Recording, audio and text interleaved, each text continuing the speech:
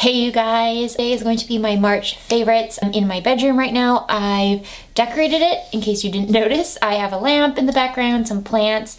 I just recently bought those plants and I love them. I know the lighting's still a little bit off. I have my window here, so that's natural light.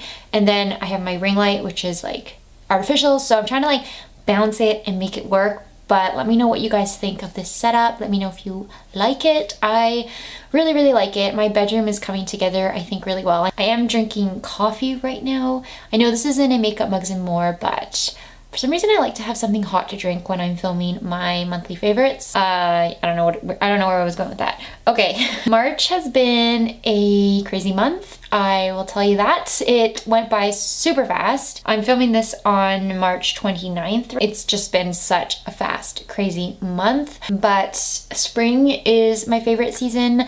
I think, well, I have a lot of favorites in the world, but spring and fall are definitely like my favorite seasons. I also really love summer and I like winter when it's nice, not when it's raining like it does every day in Vancouver. Just that first sunny day in spring when you finally feel the warmth from the sun on your face, and I just love that first sunny day in spring. Plus I love all the flowers and all the cherry blossoms and all of that good stuff that comes with spring. So I'm really excited for April because it's going to be Easter, it's my sister's birthdays, and it's just going to be a good month, I think. Before I get into my favorites, I was hoping you guys could give me some advice onto some videos you would like to see. I'm kind of at a dull point in my channel. I feel like my videos aren't really good right now. Like they're just not where I want them to be. My channel isn't where I want it to be. So let me know what types of videos you guys would like to see, because I want to do what you want to see. I also want to do what I want to do. I just want to get like this balance going, but it would be helpful to get some guidance on what you guys would be interested in, because I always like doing videos that you guys have requested. I feel like that's one of like my favorite things to do. Yeah, let's just jump into these favorites. I hope you guys enjoyed this video and let's get started. First up is actually skincare products. I want to do a video on skincare, but right now I'm kind of still testing out some products. I've switched up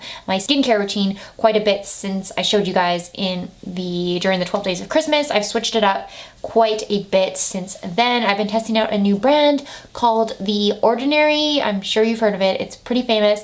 Plus it's Canadian, and I want to do this series on my channel where I review Canadian brands, and The Ordinary would probably be the first one that I review. I've been testing out products, and two of them that have really stood out to me as actually feeling like they've been doing something to my skin since I started probably like 3 weeks ago. The first one is The Ordinary's Niacinamide.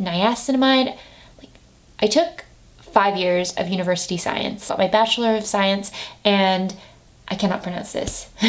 Niacinamide. It's niacinamide 10% and zinc 1%. It's a high strength vitamin and mineral blemish formula. It minimizes pores and it reduces sebum. It says you can apply it morning and evening. I only apply this in the morning because I feel like it's just gonna dry out my skin way too much if I apply it evening and morning. Right after I rinse my face with water, I apply this. I don't do any like face wash or anything in the morning, so it's just water plus this. Do like a drop here, and then a drop on my forehead, and I actually feel like this does reduce oils. I've never been a super oily person, but definitely in my T-zone area and sometimes on my forehead as well. I do get oily throughout the day, and I feel like this has kind of reduced that for me. It's basically what I use as a primer. I do have problems with acne and blemishes on my face, but since I started using these products in conjunction with like my tea tree face wash and toner, I feel like my skin has gotten a lot better. This is definitely a standout product for me from the Ordinary line. It's like $6 or something. It's really affordable, as all Ordinary products are. The next product that has stood out to me is The Ordinary's Magnesium Ascorbyl Phosphate 10%. This is a brightening hydrator with stabilized vitamin C derivatives. What this is meant to do is brighten your skin, make it less dull. This one is not a serum, like this is like a dropper serum. This one's actually like a lotion. I always apply this one in the morning after this. You're supposed to do it after the serum. I also sometimes apply this before bed, not always. I don't want to like do too much, so just sometimes occasionally I'll apply this before bed, and I do feel like this has helped brighten my skin a ton since I've started using it. When I broke out really bad during university, I still have like a ton of scars and dark marks on my face from that. It definitely feels reduced. When I look at my face in the mirror without anything on, I feel like the dark spots and the scarring and stuff has gone down. I used to have like a ton of darkness around my mouth, and this has definitely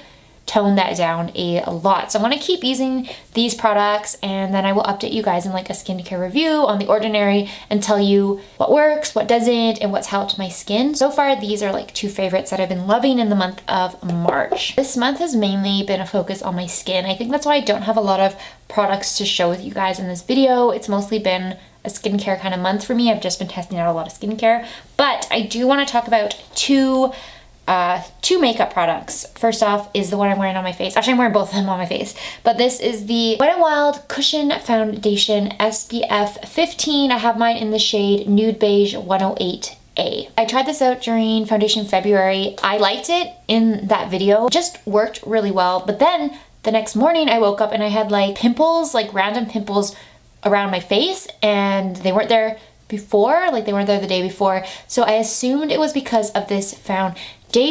After like a while, like two weeks or so, I decided like I want to try this again and see, because I really like the finish of it and I want to see if it was causing the breakouts. I don't think it was this. I don't know what it was. I think it actually might have been the LA Girl foundation that I tried the day before. I kind of have to test it out because I've used this one since and it has not broken me out. I'm wearing it on my face today. I love the finish of this. This is like the first cushion foundation I've ever tried. It's so easy to use. It's so quick. I like to apply it with like a sponge. It's just so fast in the morning. Like if you are in a rush, a cushion foundation is just the way to go.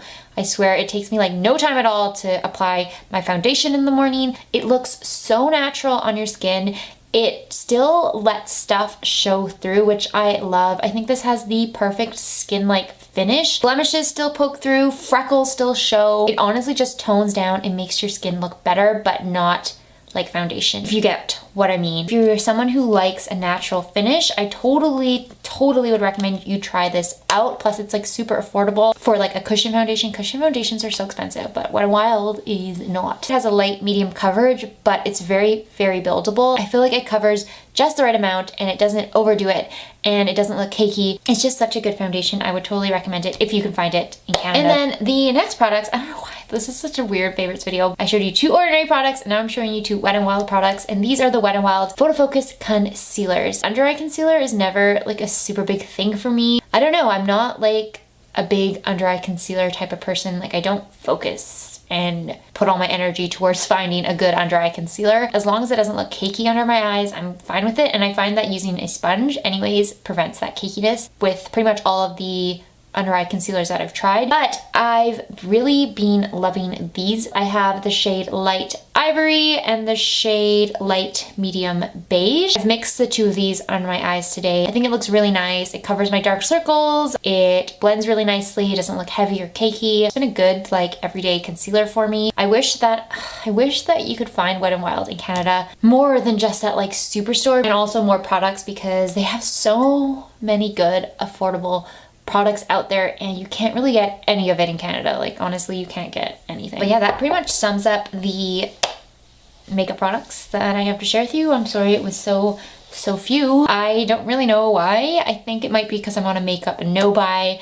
I have not been purchasing makeup at all. I haven't really been trying out a lot of new makeup. But I mentioned this in my February favorites. I wanted to start adding in books to my favorites videos. I am in a book club, so I want to talk about one book that I read because of my book club, and then one of them that I'm just reading on my own. The one that I read with my book club is actually Animal Farm. I don't have it with me because I don't have a copy. I read my mom's that she got from the library. But I read Animal Farm, and I did read that one in high school. Like I think I read it in grade 9. It's such a small book. It's like 90 pages or so. It's based off the Russian Revolution. I don't know if it's called an allegory or an analogy. It's a really good book if you haven't read it or if you weren't forced to read it in school. That was like a weird thing about me in high school. Like I actually enjoyed the books we read in high school. Like I know everyone in English class was always like, oh, you don't want to read these books. I'm just gonna read Spark Notes. But I actually liked reading the books we read in class, even if they were kind of weird. Like I don't know, I didn't mind reading it. So Animal Farm was one we read. I actually think we read it in social studies. A really good book.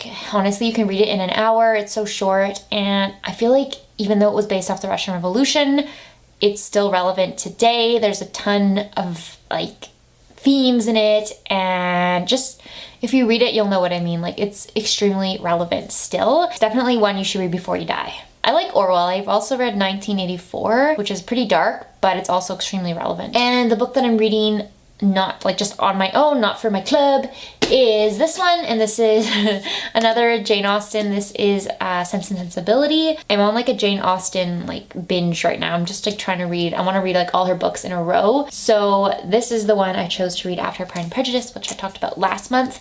I love Sense and Sensibility. I read this book actually with a university English class that I took, and that was cool because my prof like kind of brought up things that I never thought about before, like on my own when I read it. I've also seen the movie like a ton of times. I really like the Kate Winslet one. I like the BBC version. BBC is just so good at doing Jane Austen's and like Charles Dickens and all those English writers. Like, BBC really nails it. I love that BBC version. I think it's really, really good in case you haven't watched it. I've watched it like a billion times. I love it. Just like know the story like the back of my hand. It's really different from Pride and Prejudice.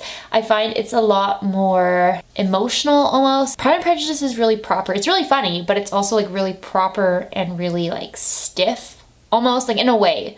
It's not like stiff like it's like, you know, pompous or anything, but it's more formal than Sense Sensibility. I feel like this one talks about a lot more serious issues. It gets a lot more deep and a lot more like melancholy and a lot more dramatic. It's just a really good book. It's one of my favorites. I think Emma is still my favorite, and then Sense is my second favorite, and then maybe Pride and Prejudice, or maybe Persuasion. If you have not read Austen, what are you waiting for? She writes great, great books, and you need to get on that. That sums up my March favorites, March madness, March everything. I hope you guys enjoyed this video. Let me know how your March went. I feel like I need to do a makeup bugs and more soon because I'm just getting really like, I feel like I need to talk to people. Even though it's not really talking to people, I'm talking to a camera. But you know what I mean. I hope you have a great Easter holidays, or had it. I don't know when this video is going up, but I hope you had a great long weekend. Thank you guys so much for watching. As always, please subscribe if you would like to see more videos, and I will see you in my next one.